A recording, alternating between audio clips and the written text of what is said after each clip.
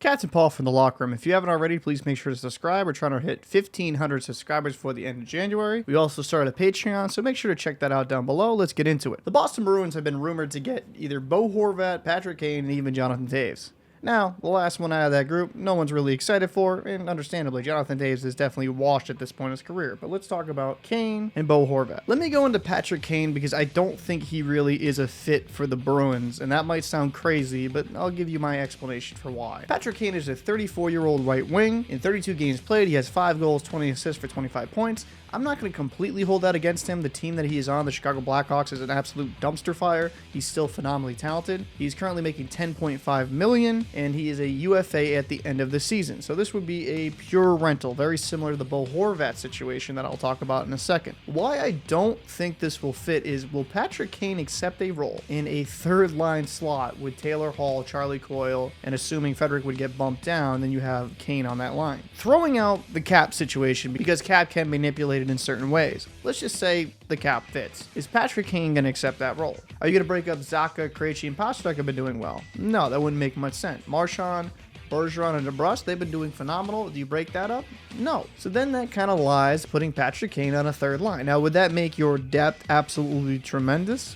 Yeah. And I think having him in a third line role is just kind of a waste as it is. Yes, it gives you depth, but if I want depth any place on the Bruins roster, it's defense. Let's get into Bo Horvat. Bo Horvat is a 27-year-old first-line center for the Vancouver Canucks in 33 games played, 24 goals, 11 assists for 35 points, so over a point per game on the Vancouver Canucks, and he is single-handedly helping this team stay relevant. Bo Horvat is a very good player. He's currently on a contract of $5.5 per year. He's going to be a UFA at the end of the season, so very similar to Kane, there is no guarantee he would re-sign with Boston. A lot of the argument I'm seeing online is if Patrice Bergeron and or David Krejci retire in the offseason, the Bruins won't have a true number one center, and Horvat could fit that role. That's all well and good, but let me bring up the cap that I carelessly threw out the window. Will we have enough cap space to sign David Pastrnak and Bo Horvat, and then have other money to sign some quality players that we have on this team? And I think it would kind of put us in cap hell. David Pastrnak is a phenomenal player, and I think that's someone you need to lock up long term. He has shown his value this season. Bo Horvat can be a very good quality number one center, and would he look good in a spoke to be? Yeah, but I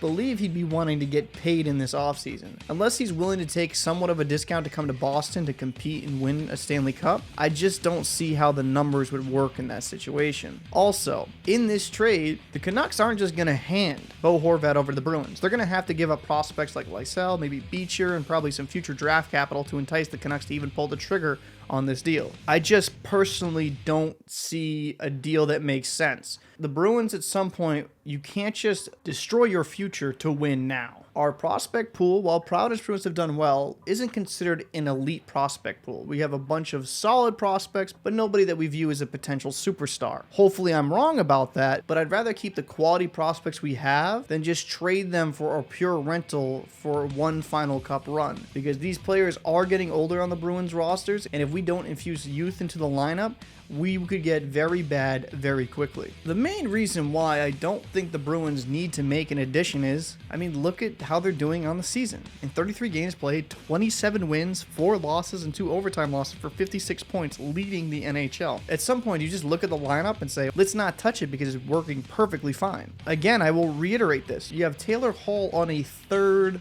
line, an elite level winger on a third line giving you scoring depth. There's not many other teams in the league that has this type of depth. Taylor Hall creates matchup nightmares. If there is one addition I'd personally like the Bruins to do is get a number 7th or number 6th depth defenseman that is of good quality. Grzelcyk, McAvoy have done well. Lindholm has come into his own. Carlo has done good when healthy. Forbort has done good when healthy.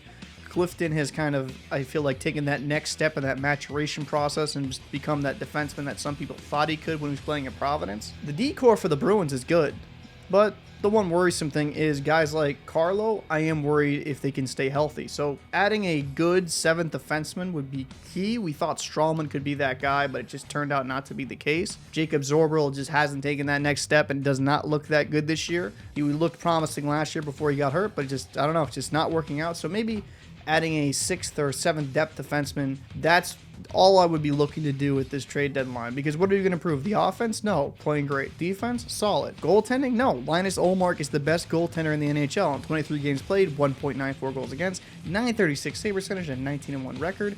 Jeremy Swayman, he has regressed in his second year, but that's to be expected. He's only 24 years old. You're a young goalie learning at the NHL level, and it seems like the last couple of games he's been starting to figure it out. A lot of people want to make knee-jerk reactions. It's like, oh, that would be amazing ad. But I think at this point it would be foolish to mess with the chemistry that this Bruins unit does have. The Boston Bruins are the best team in hockey.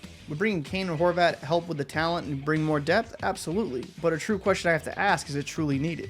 Horvat I can justify because you could view him as the #1 center of the future, but Kane, not so much. Let me know your thoughts down below. Do you think the Bruins need to make another addition to win a Stanley Cup? I'd be interested to hear your thoughts down below in the comment section. I'm Captain Paul for the Locker Room. We're trying to reach 1,500 subscribers before the end of January. Again, we just created a Patreon, so if you watch these videos and want to support the channel, I'd really appreciate if you checked it out and maybe subscribe. I'm Captain Paul, and I will see you in the next video. Here's Brad. Late in the clock, Brad trying to center it, goes behind goal into the corner, and the Bruins hang on.